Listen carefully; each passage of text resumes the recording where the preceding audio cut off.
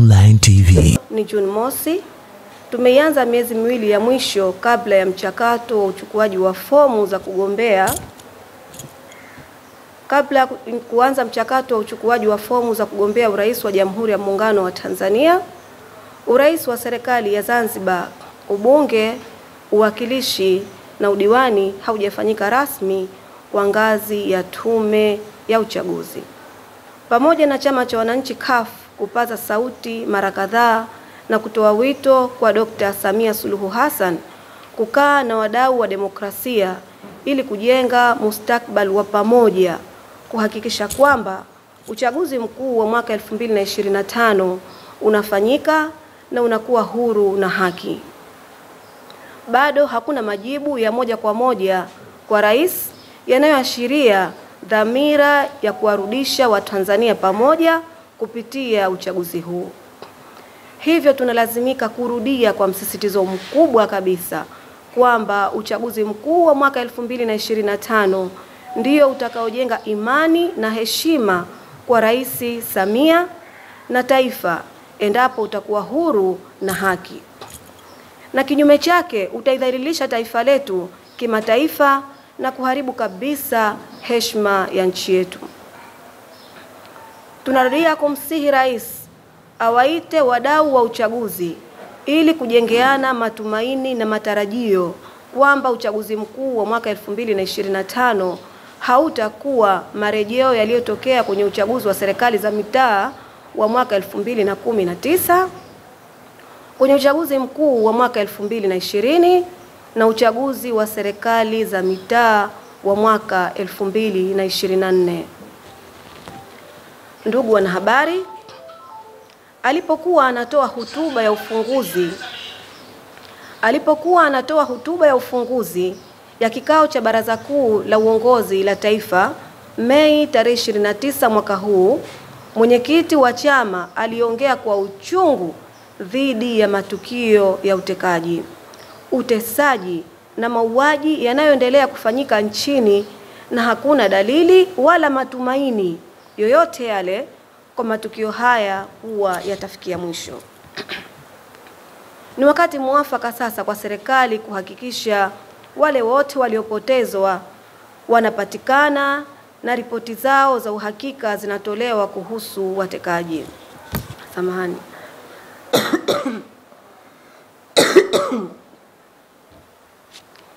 Na watekaji wanakamatwa na kufikishwa mahakamani.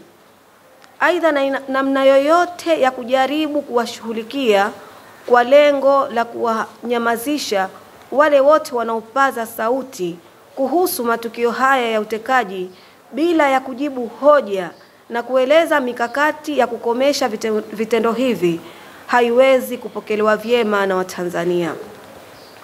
Ikumbukwe kwamba wahanga wote wa utekaji, utesaji na mauaji wana ndugu na jamaa zao maeneo mbalimbali ya nchi, na kwa vyovyote vile wanahitaji kupata maneno ya faraja kutoka kwa serikali yao juu ya kupatikana kwa ndugu zao wakiwa hai na salama, na taarifa ya kupatikana kwa watekaji na kufikishwa mahakamani. Badala ya kusikia dola ikisimama na kutoa kauli nzito dhidi ya wanaoguswa na janga hili, tunatambua kwamba si kila anayezungumza anafanya hivyo kwa kuheshimu sheria.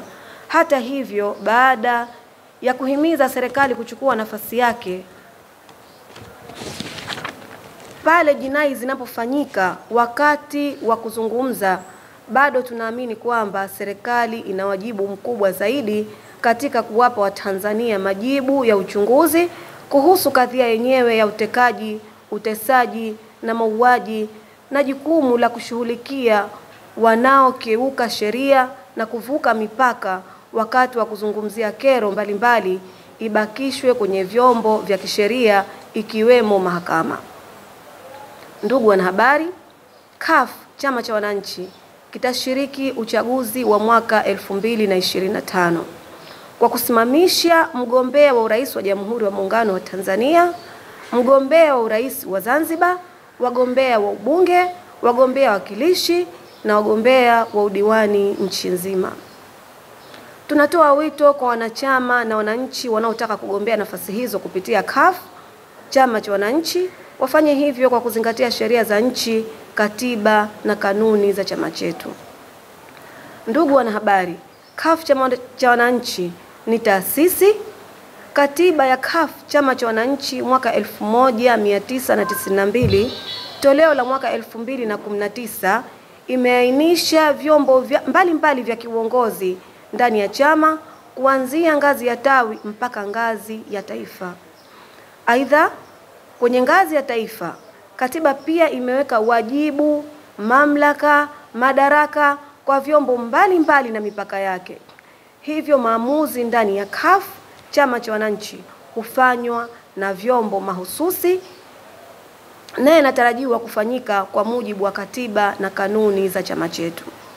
Ndugu wanahabari, Baraza Kuu la Uongozi la Taifa kwenye kikao chake cha Mei 29 mwaka huu 2025 kwa kuzingatia mamlaka yake ya kikatiba kwa mujibu wa ibara namba 82 kifungu cha pili F iliwathibitisha wanachama wanne kuwa wakurugenzi. Wakurugenzi hawa wanaungana na katibu mkuu, naibu katibu mkuu bara, naibu katibu mkuu Zanzibar, katibu mtendaji jumuiya ya wanawake na katibu mtendaji jumuiya wazee kuunda kamati ya utendaji ya taifa. Muundo na wajibu wa kamati ya utendaji ya taifa vimeelezwa kwenye ibara ya 87 na ibara ya 88 za katiba ya CUF chama cha wananchi ya mwaka 1992 toleo la mwaka 2019. Kwa kuzingatia mamlaka yake kikatiba, mwenyekiti amelitaarifu Baraza Kuu la Uongozi la Taifa kwamba atateua kwa mujibu wa ibara ya 82 kifungu cha kwanza F na I wakurugenzi wengine na kuwafikisha kwenye kikao kijacho cha Baraza Kuu la Uongozi la Taifa kwa uthibitisho ili kukamilisha safu ya wakurugenzi.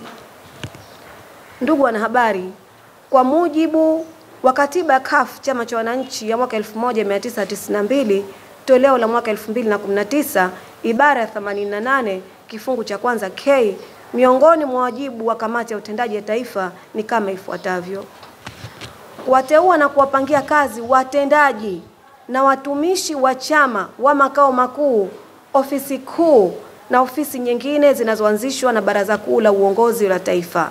Nitarudia: kuwateua na kuwapangia kazi watendaji na watumishi wa chama wa makao makuu, ofisi kuu na ofisi nyingine zinazoanzishwa na Baraza Kuu la Uongozi la Taifa.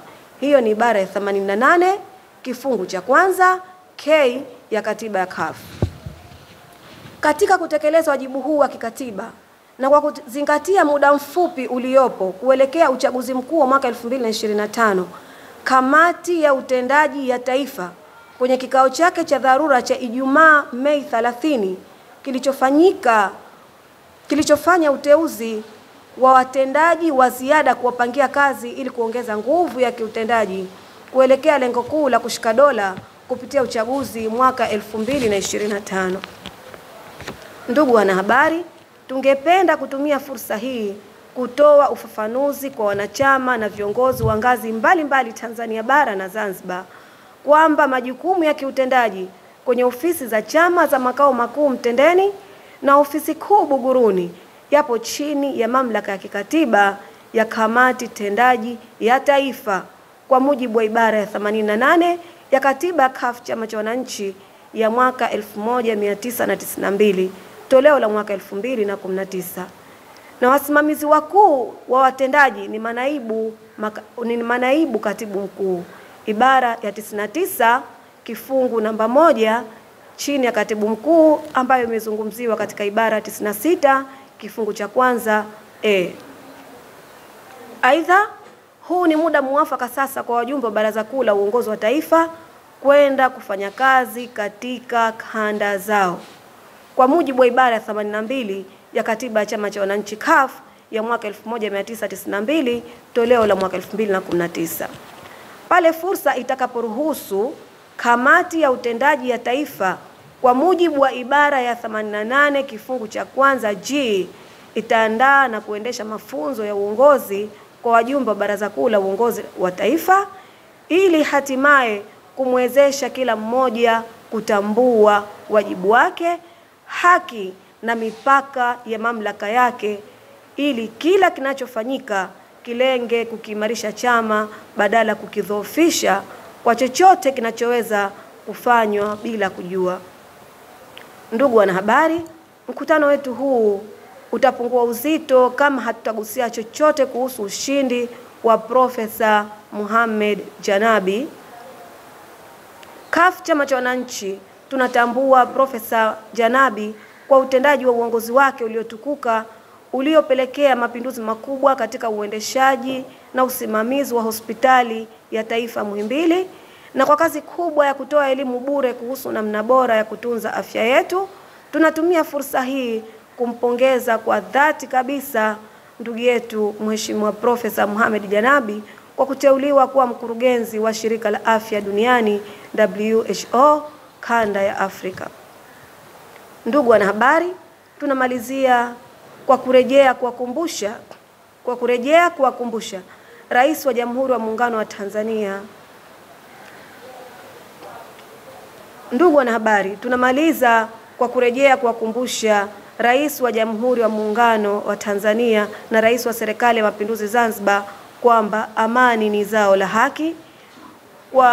Wana wajibu mkubwa wa kuhakikisha uchaguzi mkuu mwaka 2025 unakuwa huru na haki, kuanzia zoezi la uchukuaji wa fomu, zoezi la uteuzi wa wagombea, zoezi la kampeni, kuwapisha mawakala na kuwaruhusu kuingia vituoni kwa wakati, kupiga kura, kuhesabu kura na kutangaza matokeo.